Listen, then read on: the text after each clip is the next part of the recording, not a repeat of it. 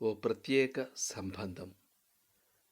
కొలసీలకు రాసిన పత్రిక 3వ అధ్యాయము 12 నుండి 14 వరకు.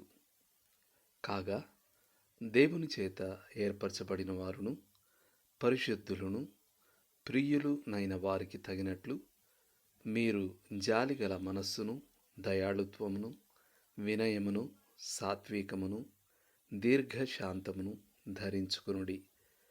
కొలసీ పత్రిక 3వ అధ్యాయం 12వ వచనం.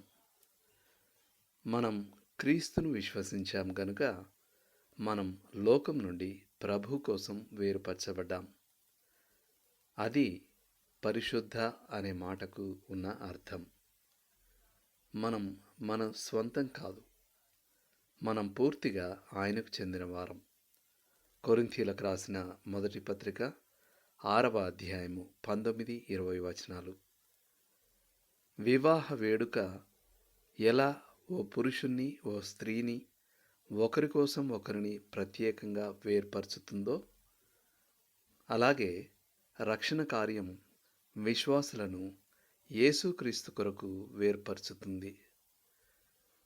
ఓ వివాహం ముగింపులో వరుడు వధువు యొక్క చెలికత్తెతో పారిపోవడం దారుణంగా ఉండదు?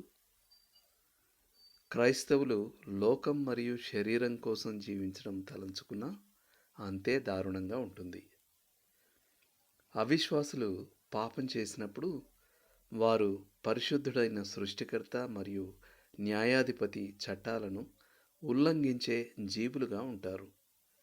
కానీ క్రైస్తవులమైన మనం పాపం చేసినప్పుడు మనం మన పరలోక తండ్రి యొక్క ప్రేమగల హృదయాన్ని బ్రద్దలు చేసిన వారమవుతాం. ప్రేమ ఈ ప్రపంచంలో అత్యంత బలీయమైన ప్రోత్సాహక శక్తి. దేవుని పట్ల మన ప్రేమలో మనం ఎదిగే కొలది ఆయనకు లోబడాలని మరియు క్రీస్తులో మన స్వంతమైన నూతన జీవంలో నడవాలనే కోరికలో కూడా ఎదుగుతాం. లోతుగా ఆలోచించాల్సిన విషయం. ఏ విధాలుగా మీరు లోకం నుండి వేరు చేయబడ్డారు? ఆమేన్.